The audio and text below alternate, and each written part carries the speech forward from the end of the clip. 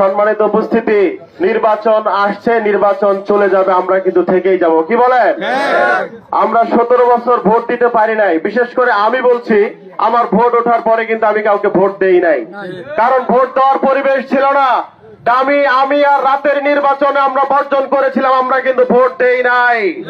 17 বছর পরে যখন নির্বাচনের একটা পরিবেশ আমরা পেয়েছি, উৎসব মুখর একটি নির্বাচন হবে, এটাই আমাদের প্রত্যাশা।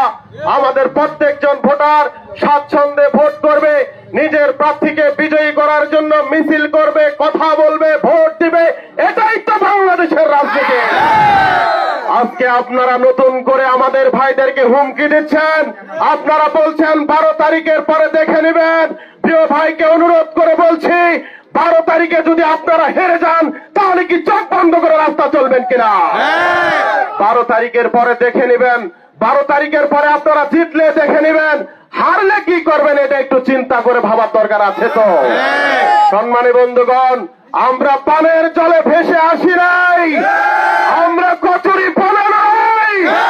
বাংলাদেশ জামাত ইসলামীর আমিরে জামাত ডক্টর শফিকুর রহমানের ইশারায় আমরা 24 সালে জীবন দেওয়ার জন্য রাজপথে নেমেছিলাম, বাতিল উৎখাত হয়েছে। আমাদের একজন ভাইকে দেখে নেবেন, আমরা কি আঙ্গুল চুষবো নাকি? ভাই, হুমকি ধামকির দিন শেষ, এবার গণতন্ত্রের বাংলাদেশ হবে। আমাদের ভাইদেরকে দুর্বল পেয়ে হুমকি দিচ্ছেন। ভাই, দুর্বল মহিলার ভূমিকা থেকে বের হয়ে আসেন। দুর্বল মহিলার ভূমিকা হচ্ছে ঝগড়া করে যখন না পায়, লাউ গাছের আগার সিম গাছের আগা ছিঁড়ে দেয়। ওই লাউ গাছের আগার সিম গাছের আগা ছিঁড়ে বাদ দিয়ে ক্ষমতা থাকলে আমাকে হুমকি দেন। এ ভাই, সবলে সবলে হুমকি দেন।